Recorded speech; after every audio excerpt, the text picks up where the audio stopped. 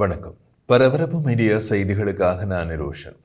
அமெரிக்க ஜனாதிபதி Donald Trump மத்திய கிழக்கு தொடர்பான தனது திட்டங்களை கூறி அதிர வைத்துள்ளார்.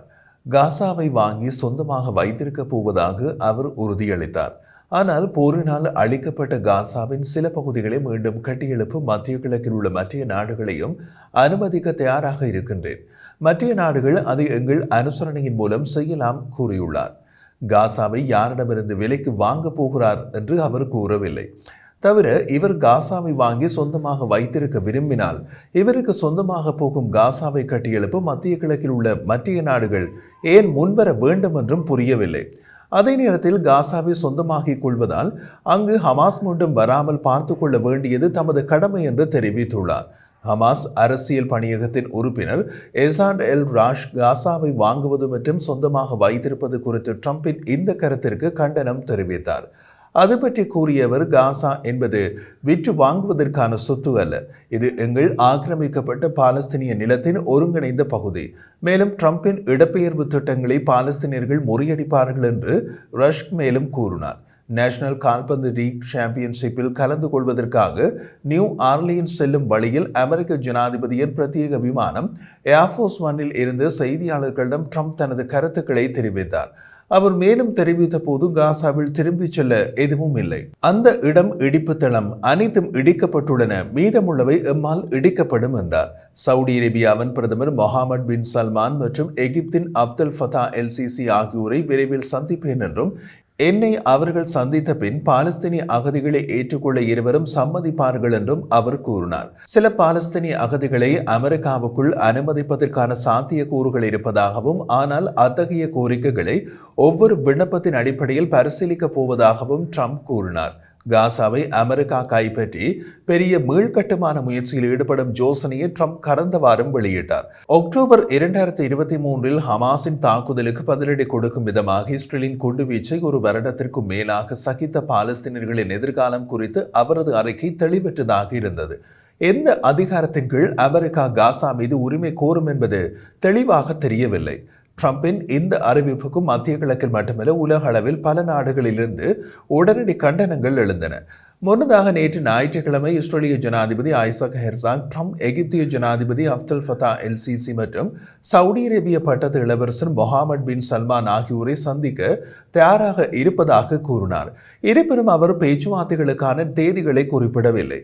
ஃபாக்ஸ் நியூஸின் மரியா பார்த்திரோமா உடனான நேர்காணலில் இஸ்ரேலிய ஜனாதிபதியால் கூறப்பட்ட கருத்துக்கள் காசா பகுதியை கையகப்படுத்தி மீண்டும் அபிவிருத்தி செய்வதற்கான ட்ரம்பின் முன்மொழிவு பற்றிய கேள்விக்கு பதில் கொடுக்கும் விதத்தில் வந்தது.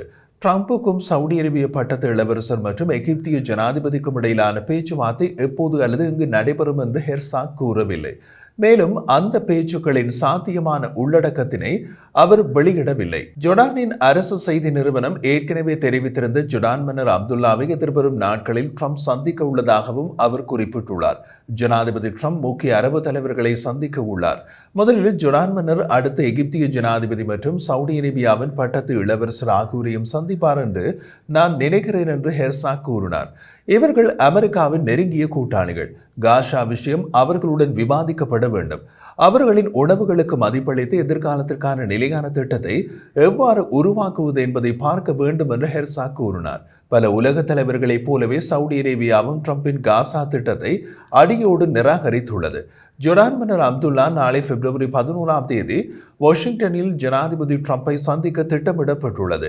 அந்த சந்திப்பின் போது பாலஸ்தீனியர்களை காசாவை விட்டு வெளியேற்றும் ட்ரம்பின் இந்த திட்டம் மத்திய கிழக்கில் குழப்பத்தை ஏற்படுத்தும் மற்றும் இஸ்ரேலுடனான ஜொர்டானின் அமைதியை பாதுகாக்கும் என்று ட்ரம்பின் கூற திட்டமிட்டுள்ளதாக ராய்ட்டர்ஸ் இந்த வார தொடக்கத்தில் செய்தி வெளியிட்டது. மறுபக்கத்தில் அமெரிக்க ஜனாதிபதி டொனால்ட் ட்ரம்பின் பாலஸ்தீனியர்களை காசாவை விட்டு வெளியேற்றும் திட்டத்திற்கு ஆதரவை திரட்ட பிரதமர் பெஞ்சமின் நேதன்யாகு அமெரிக்க காங்கிரஸில் உள்ள உறுப்பினர்களுடன் பேசி வருகின்றார் என்று இந்த விஷயத்தை நன்கு அறிந்த 2 இஸ்ரேலிய அதிகாரிகள் ஞாயிற்றுக்கிழமை ஜெருசலேம் போஸ்டிடம் தெரிவித்தனர். கடந்த வாரம் வாஷிங்டனுக்கு நேதன்யாகு சென்றிருந்த போது அவர் பிரதிநிதிகள் சபை மற்றும் செனட் சபை உறுப்பினர்களையும் சந்தித்தார். அந்த சந்திப்புகளில் அவர் ட்ரம்பின் திட்டத்திற்கு சட்டம் இயற்றுபவர்களின் ஆதரவை திரட்ட முயன்றார் என்று வட்டாரங்கள் தெரிவித்தன. வார இறுதியில் இஸ்ரேலுக்கு திரும்பிய பின்னர் தனது முதல் அமைச்சரவை கூட்டத்தை கூட்டிய நேதன்யாகு ட்ரம்ப் முற்றிலும் மாறுபட்ட பார்வையை கொண்டு வந்துள்ளார். இது இஸ்ரேலிய அரசுக்கு மிகவும் சிறந்தது என்றார். ஒரு புரட்சிகர ஆக்கப்பூர்வ பார்வை அது. நாங்கள் அதை பற்றி விவாதிக்கலாம் என்று கூட்டத்தின் அதிகாரப்பூர்வ வாசிப்பில் அவர் கூறியதாக மேற்கோள் காட்டப்பட்டது. நேதன்யாகு மேலும் கூறிய போது அதை நிறைவேற்றுவதில் ட்ரம்ப் மிகவும் உறுதியாக இருக்கிறார். அது நமக்கு பல வாய்ப்புகளை திறக்கிறது என்றார். ட்ரம்பின் முன்மொழிவு காசா பகுதியிலிருந்து அனைத்து பாலஸ்தீனியர்களையும் வெளியேற்றுவது. சர்வதேச திட்டத்தின் கீழ் ஒரு குற்றமாக இருக்கும் ட்ரம்பின் முன்மொழிவு அரபு நாடுகள் உட்பட கிட்டத்தட்ட உலக அளவில் நிராகரிக்கப்பட்டுள்ளது. சவுடி வெளியுறவு அமைச்சு இஸ்ரேல் செய்ய திட்டமிட்டிருப்பது இன சுத்திகரிப்பு என்று குற்றம் சாட்டியுள்ளது. பாலஸ்தீனியர்களின் மறுக்க முடியாத உரிமைகள் மற்றும் இடப்பெயர்ச்சிக்கான எந்த முயற்சிகளையும் ஏற்க மாட்டோம் என்று சவுடி வெளியுறவு அமைச்சு கூறியுள்ளது. பாலஸ்தீனிய மக்களை அகற்றுவது பற்றிய எந்த ஒரு யோசனையையும் எகிப்தும் நிராகரித்துள்ளது மற்றும் தீவிர பாலஸ்தீனிய முன்னேற்றங்கள் என்று அழைக்கப்படுவதை விவாதிக்க பிப்ரவரி 27 அரபு லீக்கின் அவசர உச்சி மாநாட்டுக்கு அழைப்பு விடுப்பதாக கூறியுள்ளது. காசாவில் வசிக்கும் அனைத்து பாலஸ்தீனியர்களையும் மற்ற நாடுகளுக்கு மாற்றுவதுதான் இந்த திட்டத்தின் பிரதான பகுதி. காசா பகுதி புனரமைக்கப்பட உள்ளதால் அவர்கள் தங்குவதற்கு முகாம்கள் அல்லது வீடுகள் கட்டுவது பற்றி பேசுகிறார்கள். எங்கே கட்டுவது என்பதைத்தான் யாராலும் கூற முடியாதுள்ளது. மத்திய கிழக்குக்கான ட்ரம்பின் சிறப்பு தூதர் ஸ்டீவ் விகாஃப் அமெரிக்க குடியரசுக் கட்சியின் செனட்டர்களை சந்தித்தார்.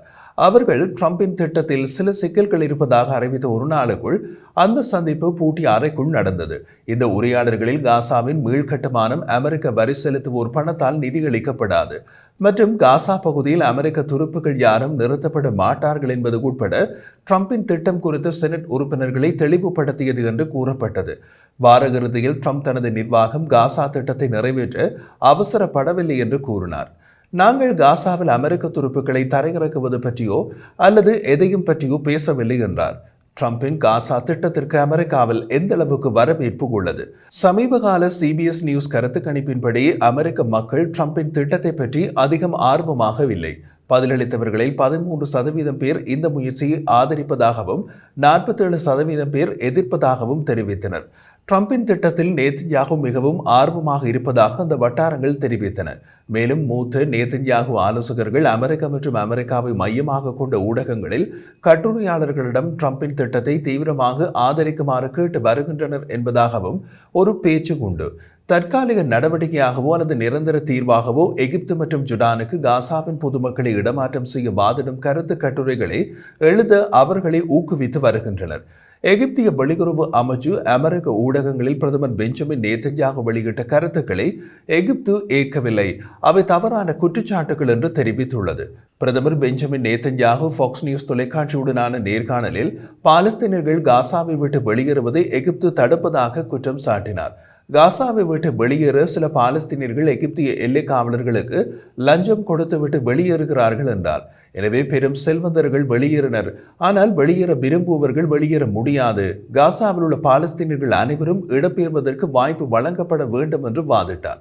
ஃபாக்ஸ் நியூஸ் பேட்டியை எகிப்திய வெளியுறவு அமைச்சு குறிப்பிடுகிறதா என்பது தெளிவாக இல்லை.